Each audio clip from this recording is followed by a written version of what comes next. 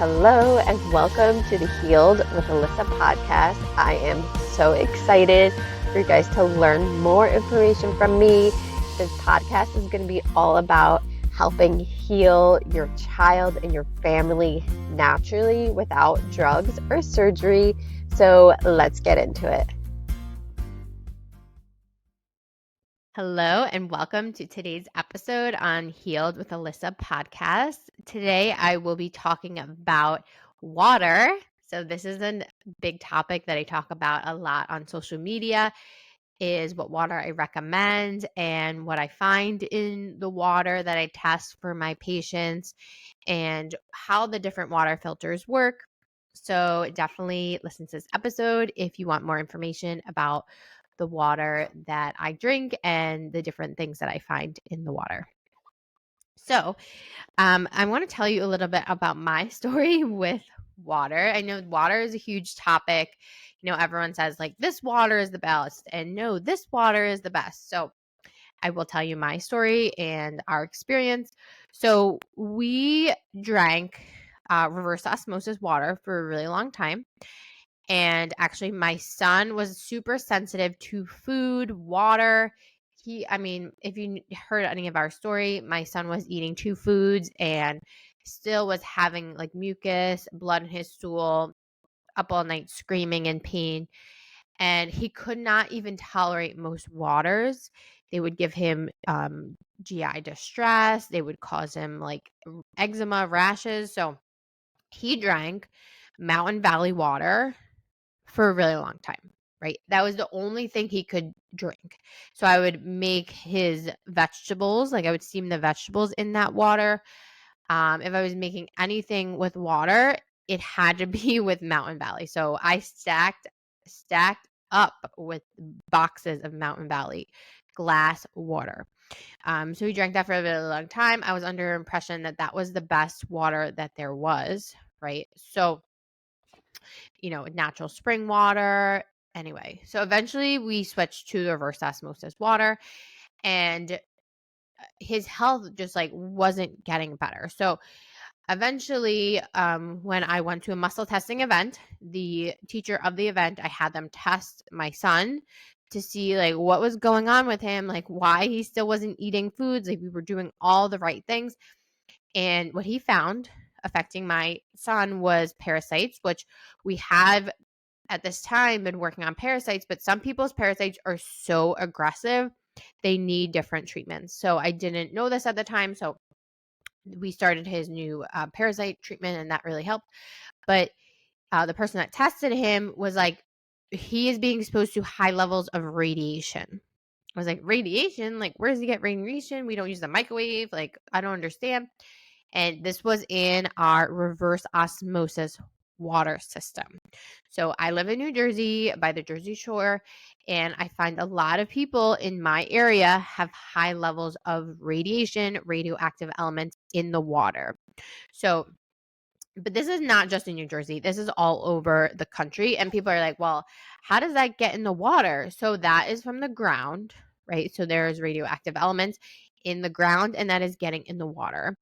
And reverse osmosis, as it's good, right? It may work like 70, 60, 70%, but it is not effective enough to remove radioactive elements from the water. And I even find that some people have heavy metals in the water that it doesn't effectively remove it. I even find some mold in people who have reverse osmosis water systems.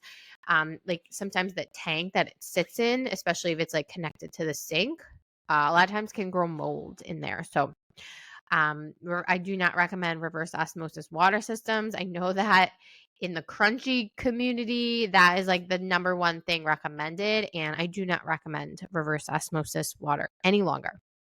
So let me just talk a little bit about radiation and what that can do to the body, right? So radiation will attack the thyroid. So people who have, chronic thyroid issues, and maybe you've done like holistic techniques to help you improve your thyroid function. So radiation attacks the thyroid. So that's why iodine is really important for the thyroid as well, because iodine can help get rid of radiation or radioactive elements from the thyroid. Some people who have like Hashimoto's and other things obviously have to be careful when you're taking iodine. So always talk to your doctor about that. But radiation attacks the thyroid. Radiation also competes with calcium in the bones, right? So people with like osteoporosis, if we're drinking all this water that has high level of radioactive elements, that can affect your bones. So you're taking, an infusion every year, every other year, for your osteoporosis, but then you're drinking water that is poisoned with radioactive elements. So I do not recommend reverse osmosis water systems. Okay, so that is what is happening to us. So once we stop drinking that water and we start detoxing the radiation out of our bodies, we started healing even more and improving our health even more. So what water I do recommend is distilled water. People are like, well, that's plastic.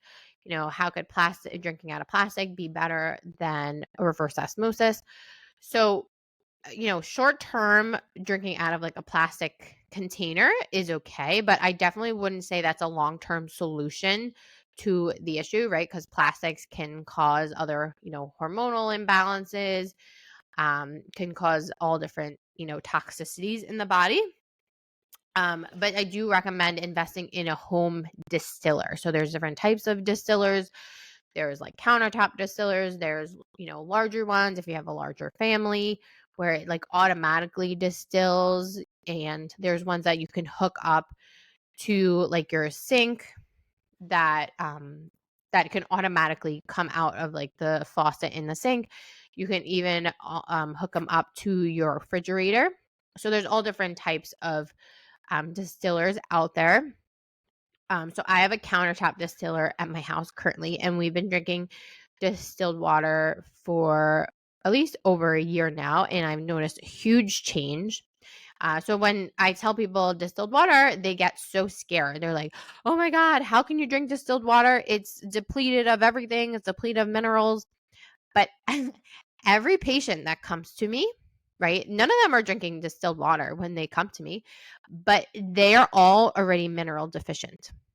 Every single person that comes to me is mineral deficient, unless they're taking minerals, but most people are not taking minerals.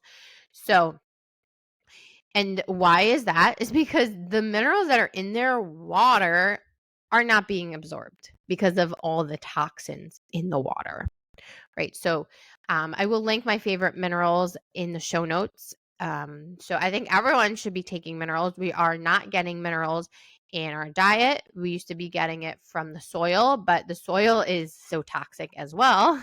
So we're not getting it in the soil anymore.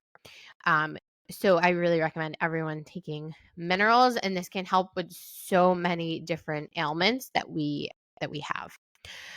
So I want to talk about what I find in water. So I have all of my patients bring either their water in if they're in-person patient, or if they're a virtual patient, we will test their water virtually. So we'll see how it's affecting their body, and we can also see what toxins are in there. So my patients are like, well, can I just run like a lab test? So yeah, you can send it to the lab, but most labs are not going to find these different toxins in the water. Another great resource is going on the EWG tap water guide, and you can actually input your zip code and you can see what toxins are actually in your water where you live. So you'll find 20 plus toxins usually, and most are way over the safe limit. So that's a really good resource. You can check that out. So I have people bring in their water. We can test their water to their body and to their organs. So when we do muscle testing in the office or virtually, we can test all of the organs, and we can see if the water is affecting their organs. So what I often find is that whatever is their priority organ, so maybe it's the gallbladder, maybe it's the adrenals, oftentimes this water is actually decreasing the energy of that organ. So it's actually putting more stress on the organ because of the toxins in the water. So let's talk about some of the things that I find in water lately. it's really different. Everyone's water is really, really different. I also did a live a few months ago on Instagram and Facebook with different things I found in the water. So if you want to check that out, you can definitely go check that out. So what I find a lot of times in the water is I find mold. So I can find some mold. I find candida in the water. So when we wonder why so many people have candida issues, their water can be really high in candida. Also, I'm finding a lot of virus in the water. So recently I tested my tap water, and I have a whole house filter on my whole house, and I found even virus on that. So that is not filtering out the virus. Okay. The only thing that filters out the virus is my distiller in my home water. Also, I do find sometimes Lyme disease in the water, right? Why is there Lyme disease in our water? Like, that doesn't make sense. I'm also finding parasites in the water. There's some people here locally who I've tested their water from their fridge, so it's filtered, right? And I'm finding parasites in their water. Like, most people are like, well, we don't live in a third world country. We live in the first world, and the parasites are not an issue here. Okay, well then why is it in some of the tap waters? I've tested the tap water at my office, and I find parasites in the water here. So, I have some patients who have like really bad skin issues, right? Like eczema or, hives, these like weird rashes, and they take a bath and then their skin just gets so much redder after. And sometimes we find parasites in their water. Okay. So parasites can be in the water. It doesn't just mean like, oh, we live in a first world country, we don't have parasites. We do. Another thing I find is chlorine, right? And a lot of times people will smell chlorine in the water and they think, like, let me just put more chlorine because it's going to just kill the bugs or whatever. But chlorine is toxic for our body, and we should not be drinking chlorine.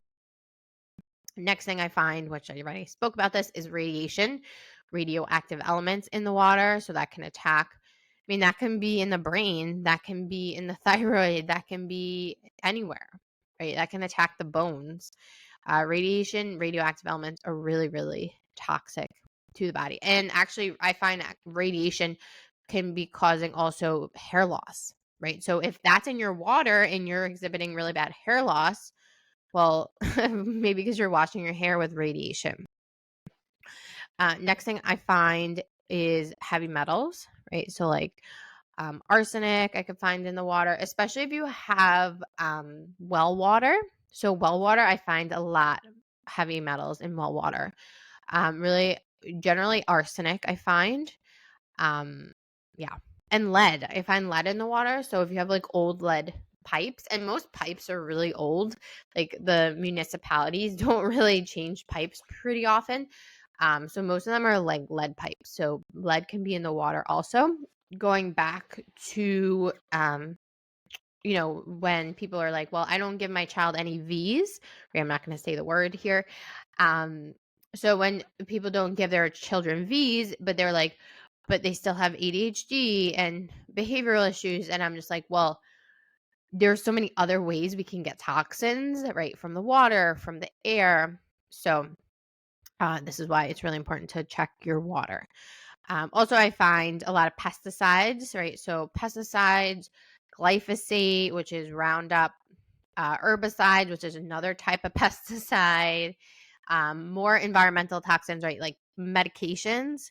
So I find some medications in there, right? I've seen studies recently, they found a lot of birth control in the water.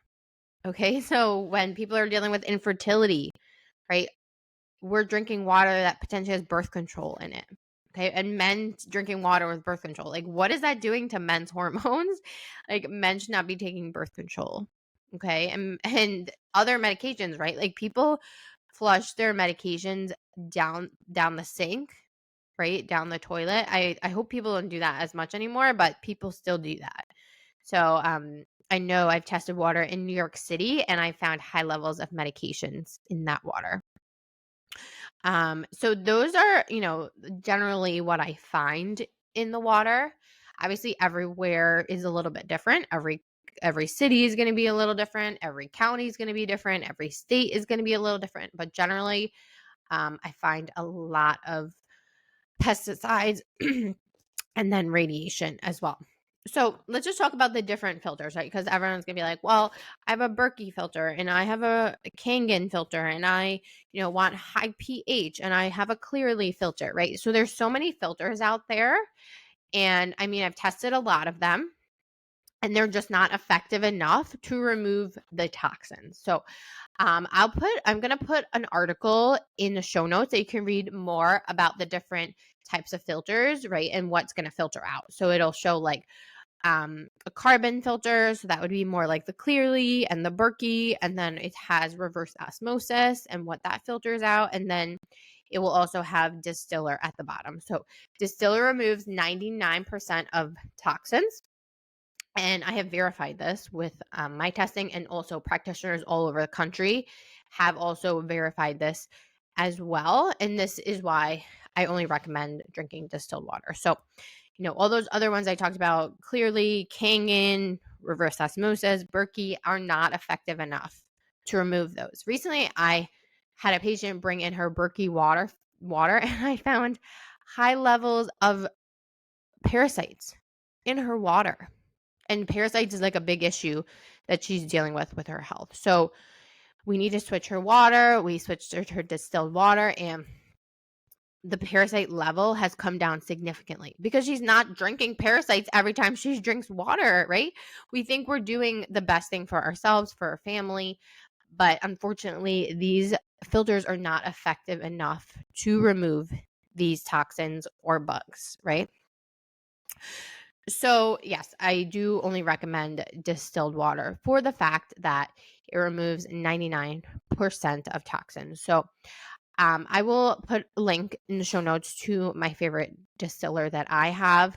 There's different options, based off what your family needs. They are made in the United States, which I really like, and they have a really great warranty and customer service. So I will put that in the show notes. But yeah, I only recommend distilled water. I only drink distilled water at home when I'm traveling. I drink smart water because smart water is distilled and has some minerals and electrolytes to the water. So I do recommend that everyone taking minerals if you are drinking distilled water. And yes, children can drink distilled water as well. So most children, like infants, should be mixing formula with distilled water. Right. So I don't know why some people think that they can, mix the formula with not tap water, with, their filtered water or their reverse osmosis water, but is not effective enough to remove the toxin. So if you're making any kind of baby bottles, it should be mixed with distilled water. I find that most children usually need like 1/8 to 1/4 of a capsule of the CT minerals. So they don't need a lot.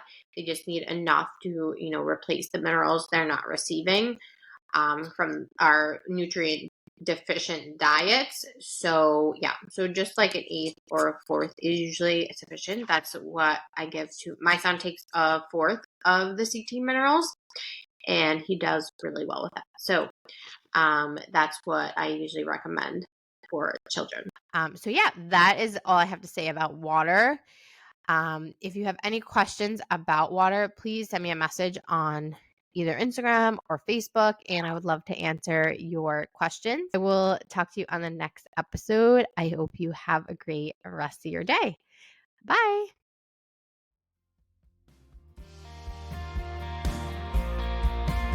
If this podcast episode resonated with you, please share with another mother or another family who's going through similar issues.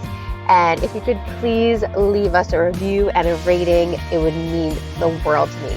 Thank you so much for listening, and I will see you on the next episode.